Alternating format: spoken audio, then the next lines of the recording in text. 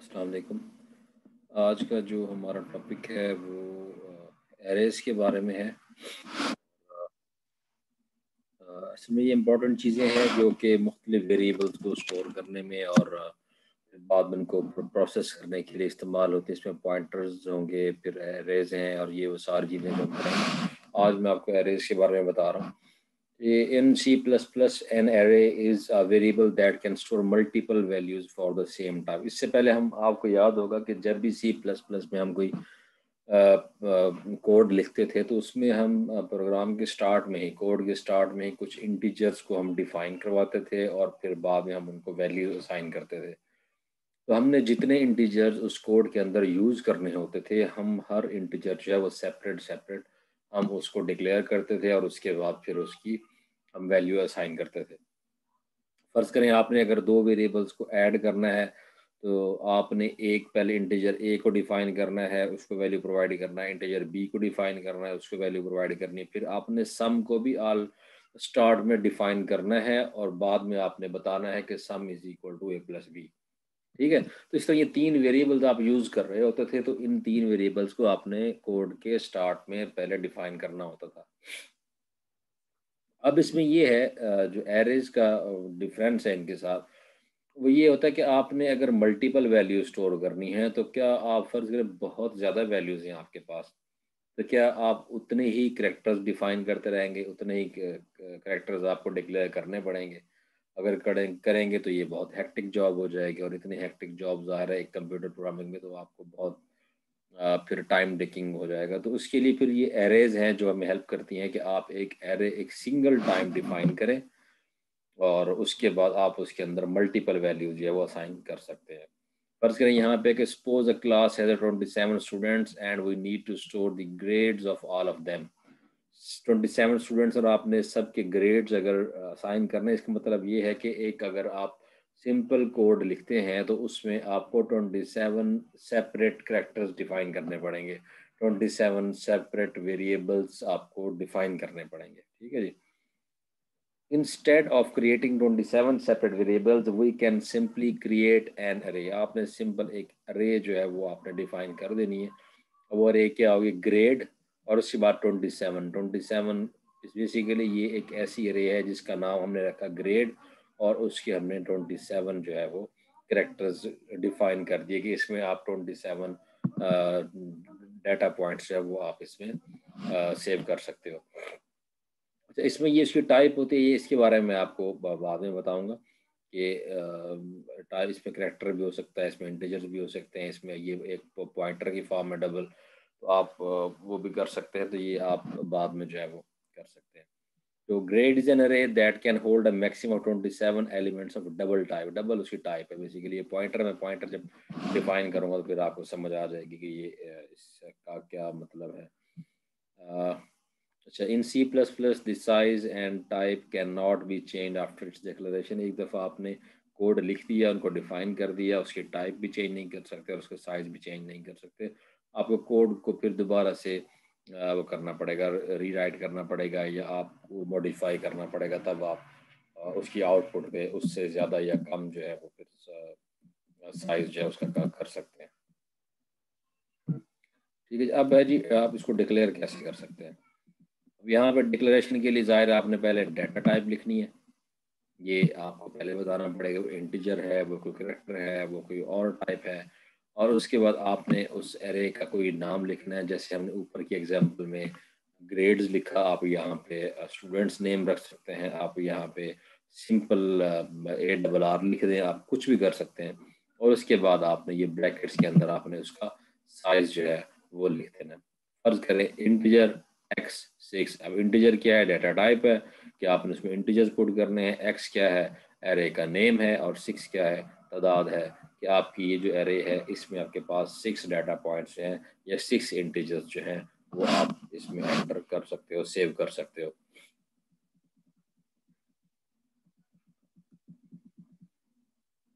अच्छा जी, अब आपने फर्ज करें एक एरे को 6 एलिमेंट दे दिए। अब आपको कैसे पता चलेगा कि कौन सा इंटीजर जो है वो एरे की किस पोजीशन पे मौजूद है? ठीक है जी। अब इसमें आप अगर देखें तो ये एक अरे इंडेक्स उसका आपने लिखा, फर्ज करें यहाँ पे जैसे हमने कह दिया कि 6 है, तो आप लिख देंगे कि consider the array X we have seen above. तो अब ये उसके मेंबर्स हो जाएंगे और ये उनके इंडिसेस हो जाएंगे। इंडिसेस हमेशा यहाँ पे ज़ीरो से लेकर, ज़ीरो से स्टार्ट होंगे और आगे तक जाएंगे। अगर आप यहाँ पे एक अरे ऐसे डिफाइन करेंगे कि जिसमें आप चाहते हैं कि आपने 6 इंटीजर डिफाइन करने हैं, तो उसकी जो पोजीशन होंगी वो हमेशा ज़ीरो से स्टार्ट होंगी। ठीक है, तो ये ज़ीरो होगी, 1 2 3 4 5। अगर आप इंटीजर्स को देखेंगे तो ज़ाहिर है ये आपके पास 5 इंटीजर है, कि मैक्सिमम इंटीजर 5 है। लेकिन अगर टोटल को आप गिनेंगे तो ये आपके पास 6 मौजूद है। तो इसी तरह ये उसके मेंबर होंगे x0 x1 x2 x3। और जब आप किसी कोड में किसी भी यानी कि मेंबर को आप वहाँ पे एक्सेस करना चाहेंगे या उसको कोड करना चाहेंगे, तो इस नेम से आप कोड करेंगे, x0 के साथ, x1 के साथ, x2 के साथ, या x5 के साथ, इसके साथ आप इसको कोड करेंगे। ठीक है जी। अब इसमें कुछ चीज़ें जो आपने याद रखनी है, the array indices starts with 0। ठीक है जी, इसको ये हमेशा जो है वो 0 से स्टार्ट होता है, जैसे हमने यहाँ पे बताया। Meaning x of 0 is the first element stored at index 0। ये आपके पास x ऑफ 0 पे ये यानी ये पहला आपके पास मेमोरी स्पेस होगा जहाँ पे आपका पहला एलिमेंट स्टोर होगा। If the size of an array is n, अगर आपके पास टोटल साइज उसका n है, जैसे मैंने आपको बताया कि आपने 6 रखा है, तो n इज इक्वल टू 6, तो 6 है। The last element is stored at the index n-6। तो आपके पास जो लास्ट एलिमेंट होगा वो n-6, अगर आप उसको 6-1 कहेंगे तो वो 5 होगा, ये वाला। क्योंकि टोटल गिने 1 2 3 4 5 6, अगर तो ये 6 होंगे, लेकिन जो इंडेक्स आप उसको प्रोवाइड कर रहे हैं वो हमेशा n से एक लेस हुआ करेगा।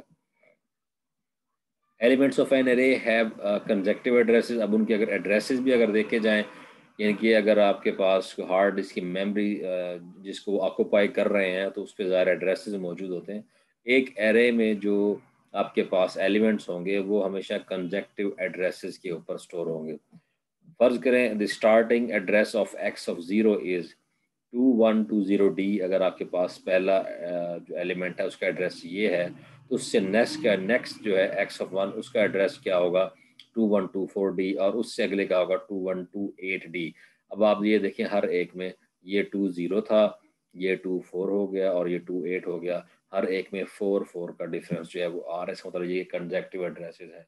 अच्छा, अब ये 4 बिट्स, ये बेसिकली बिट्स है ना, ये नंबर ऑफ बिट्स हैं और ये उनका एड्रेस है उनका। तो आप देख रहे हैं कि हर एक इंटीजर्स को लिखने में के बाद आपके पास 4 बिट्स का चेंज आ रहा है, 2120, 2124 और 2128। ये 4 बिट्स का इसलिए होता है कि एक इंटीजर को जब आप बाइनरी में कन्वर्ट करते हैं, बीसीडी में कन्वर्ट करते हैं, तो बीसीडी एक इंटीजर जो होता है 0 से 9 तक, वो हमेशा 4 बिट्स के अंदर लिखा जाता है। तो 0 को लिखने के लिए आपको 4 बिट्स चाहिए, इस तरह 5 को लिखने के लिए, 9 को लिखने के लिए आपको एक इंटीजर को कंप्लीट इंफॉर्मेशन देने के लिए 4 बिट्स चाहिए होती हैं। इसलिए हमेशा आपके पास ये एक इंटीजर के लिए 4 बिट्स डिफाइन होती है। तो ज़ाहिर है ये उस हिसाब से अगर आप देखें तो ये चारों आपके पास कंजेक्टिव एड्रेसेस हैं। तो इसका मतलब ये है कि इससे अगले वाला आपके पास 32 हो जाएगा, उससे अगले वाला 36 हो जाएगा, तो और सो ऑन, ये चलते चले जाएंगे। अच्छा, अब वो कहते हैं कि उसको इनिशियलाइज कैसे किया जाए। तो आपने जब कोई कोड लिखना होगा तो आपने सिंपल इंटीजर एक्स और उसको उसके नंबर्स दे देने हैं, उसकी लेंथ दे देनी है, 6 कर देनी है।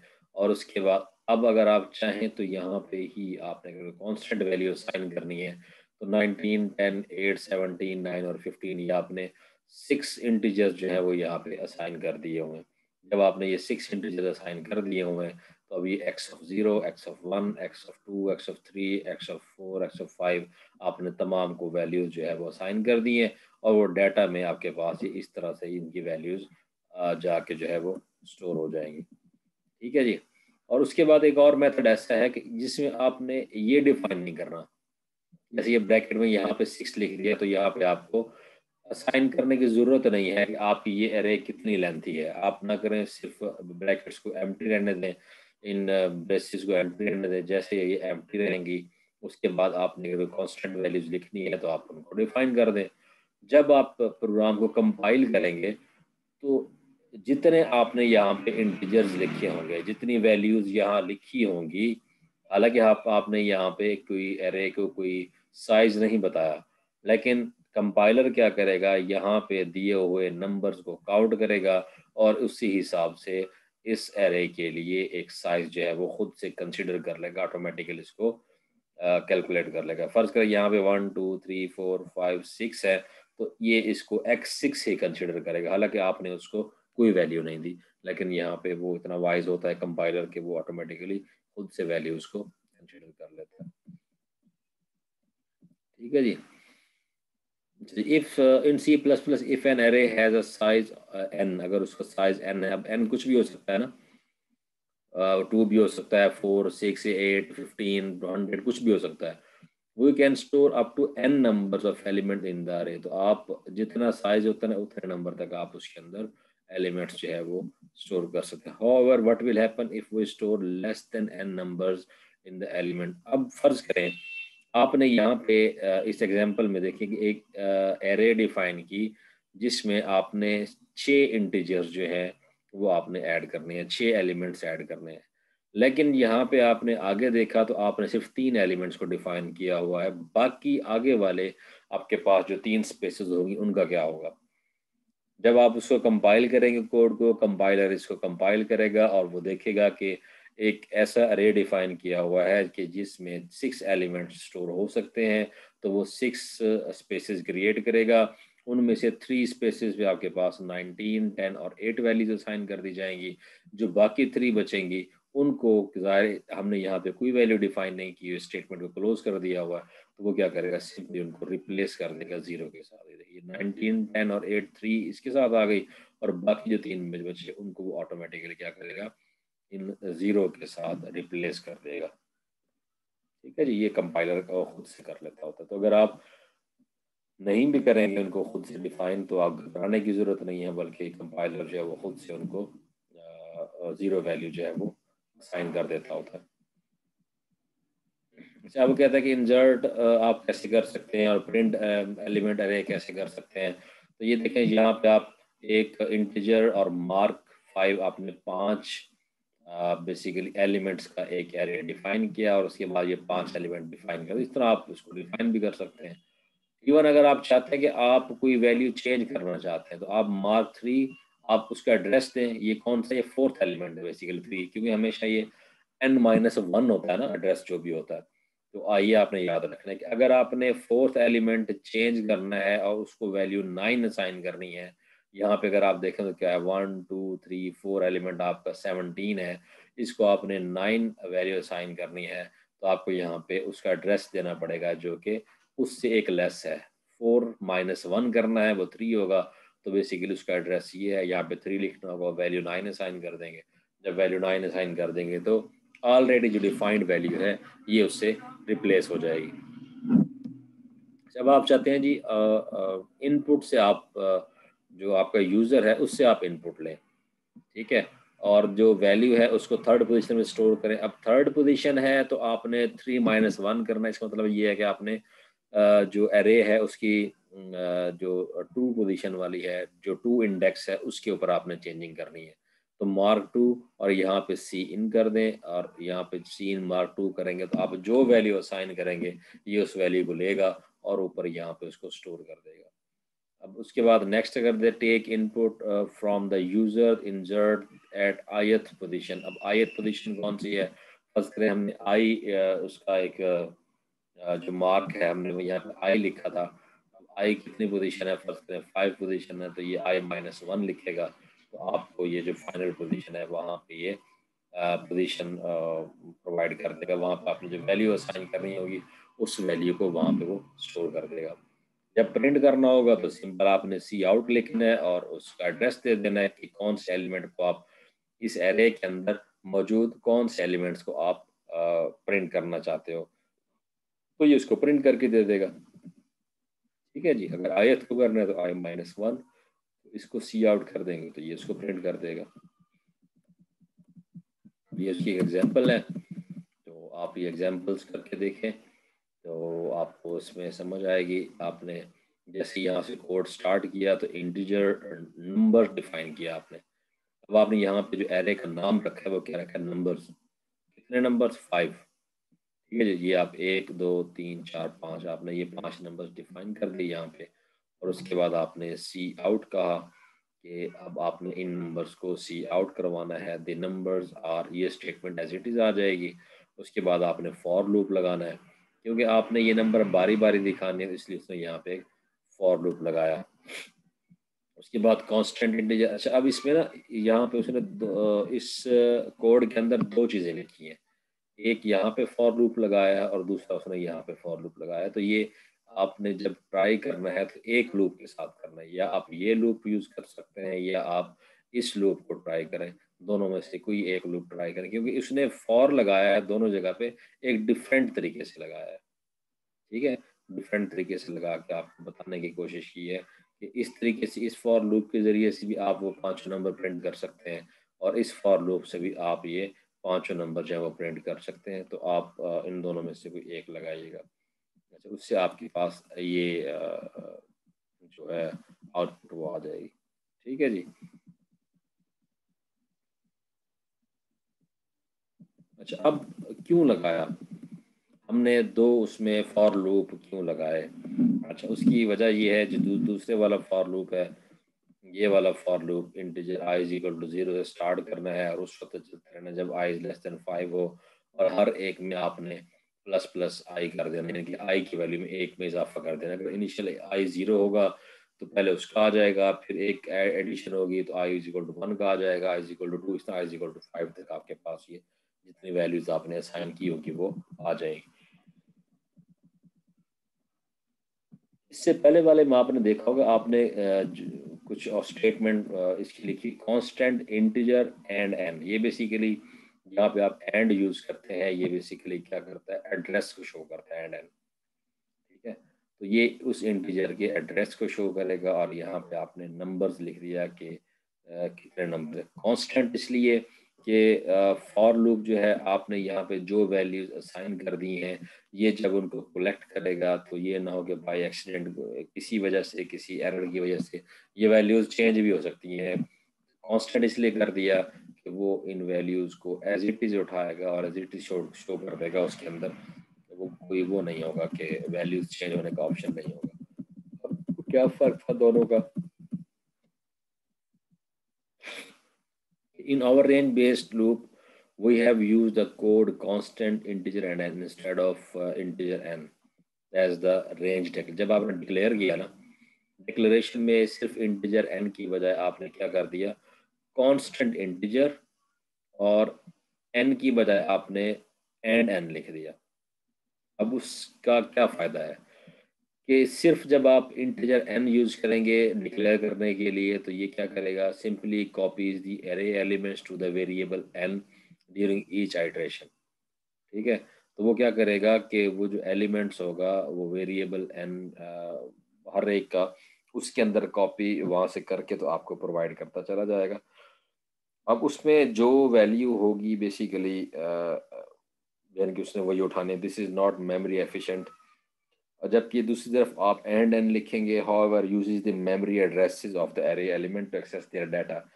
अब ये क्या करेगा कि उस जगह पे जाएगा, वो सिर्फ उस वेरिएबल की वैल्यू को जाके उठाएगा, और ये क्या करेगा, उस बेसिकली एड्रेस को एक्सेस करेगा।